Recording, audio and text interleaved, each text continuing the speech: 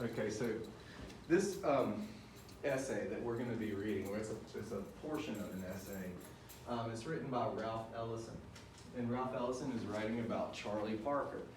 And we're using it to practice our close analysis skills. You can use this for your in-class practice essay. But I just want to give you a little bit of background on Charlie Parker, who is the focus of Ralph Ellison's essay. Charlie Parker was a jazz musician who lived from around I think he was born in like 1920 and he died in 1955. He was only like 35 years old, right? But he was an innovator in jazz and invented what we call bebop jazz. And before that, jazz was like big bands, where you had like 4 sax woodwinds and 5 or 6 brass players and multiple percussionists and a drummer. You had bass and piano, you had all this, and then Charlie Parker came about in a time in Harlem Renaissance in the 40s in his heyday where they stripped it down to these combos. And he just kind of turned the music world upside down because he just started approaching music in a very different and innovative way. And I just want to show you a song. We've done this before where we use our close analysis weapons of choice. What are our 3 weapons again? Our 3 close analysis tools. Graphic organizer, annotating, and the questions. Good. Graphic organizer, annotating, and questioning strategies. We're talking with the text. And we're always looking to tie back to our rhetorical situation. We use our soapstone. What does soapstone stand for again? Subject. Occasion. Audience. Purpose. And our speaker. All right, so in a minute we're going to be looking at Ralph Ellison's essay, but first we're going to just kind of practice, how I approach close analysis using a piece of music, all right? And then we also want to be mindful of our rhetorical appeals. What are those? Ethos, pathos, logos. Very good.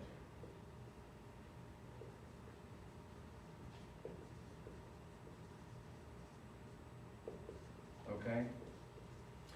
And for our main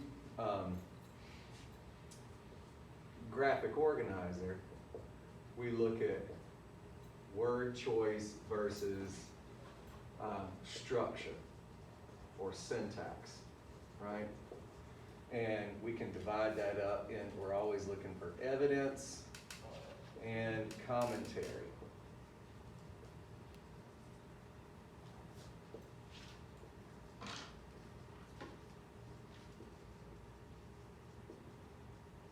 Right?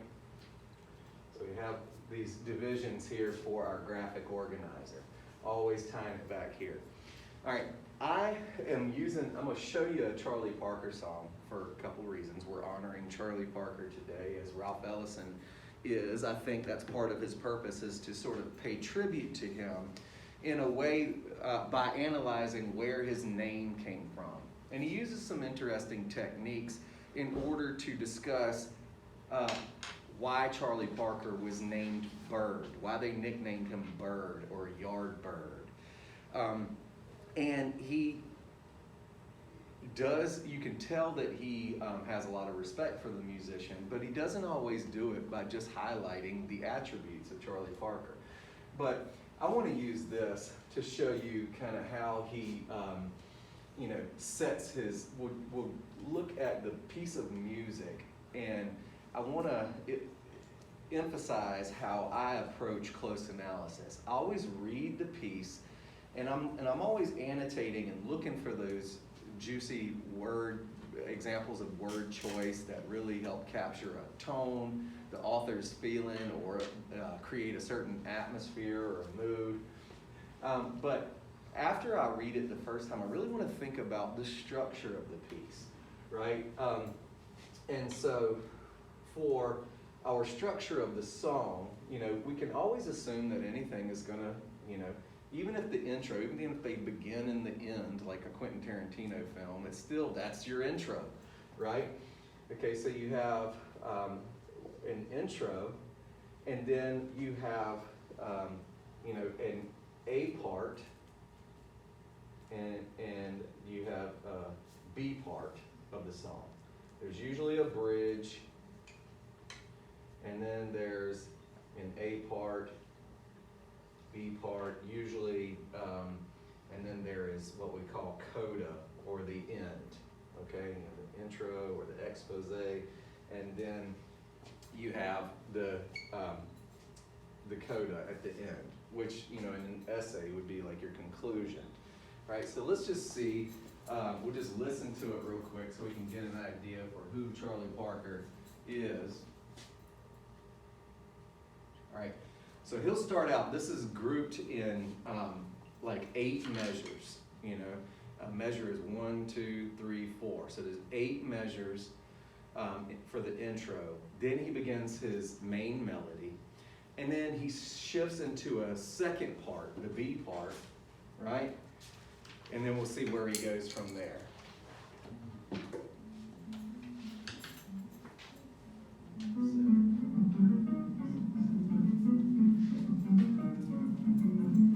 All right, that's 8.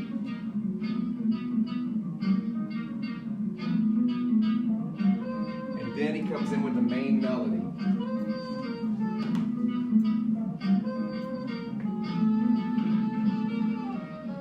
He's going to repeat that.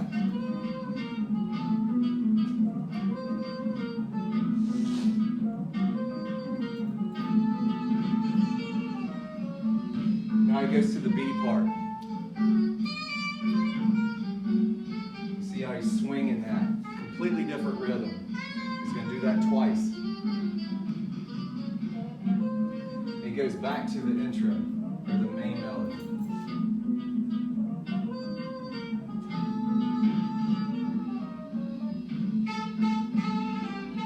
Then they have this kind of bridge part, where the whole band does something very old-fashioned here.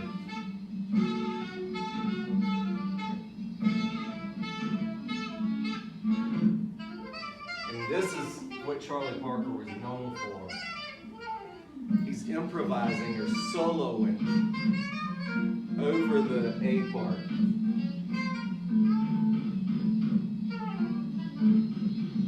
Notice how his notes just kind of like float over top of the rhythm. Now he's trading off with the trumpet player. The trumpet player gets his solo section.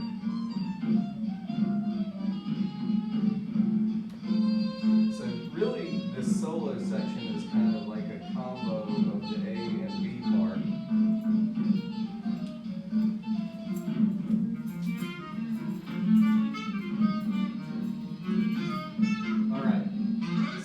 These like solo sections are really what has been sort of the, we're not going to play all the way through to the end of the song. I just wanted to show you. So one of the things that he's doing there, that like that floating, that improvised lead, where that is like that just broadcasting notes that are those horn lines that just sort of float in and out of the rhythm, so they create this sort of syncopated rhythmic effect over top of the melody. Was never really done before, you know, and that's why they consider Charlie Parker to be one of these innovators of music. Without him, you know, there's no doubt that you would have never had this. Here's G.D. Smith and the Saturday Night Live Band with my best friend, Eddie Van Halen. I figured I'd pay a little tribute to Eddie Van Halen because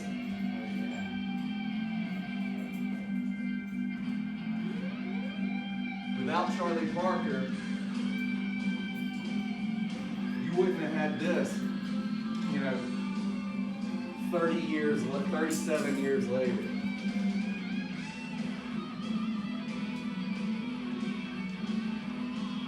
Notice how the notes just float over the rhythm.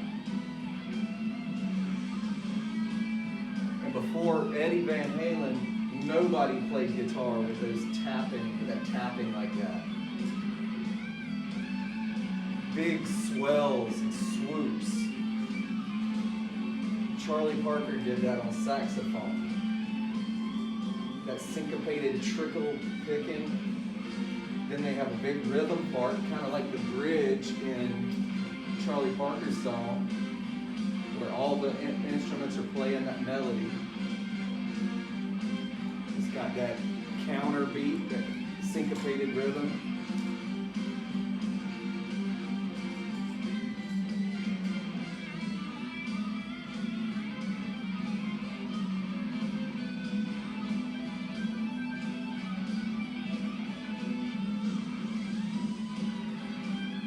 So effortless.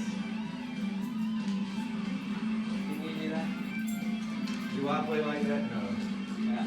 Did I spend a lot of years trying? Yes.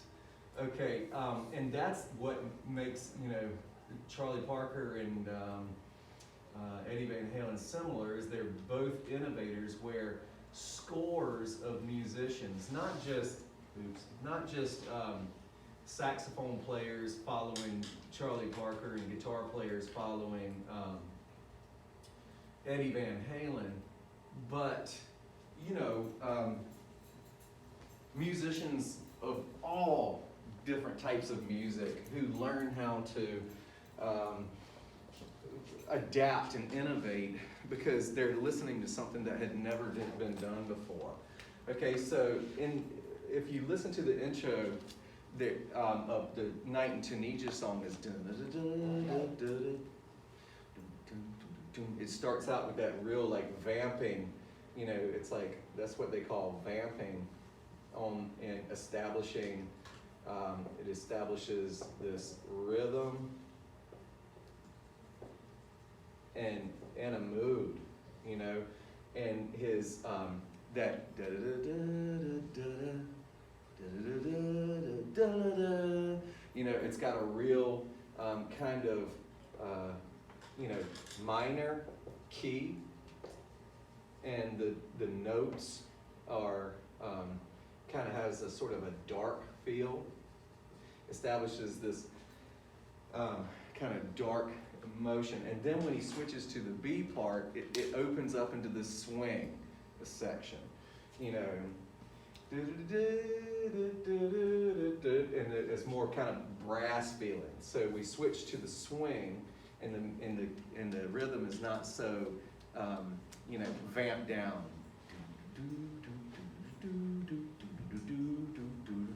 Now it's like open and swinging.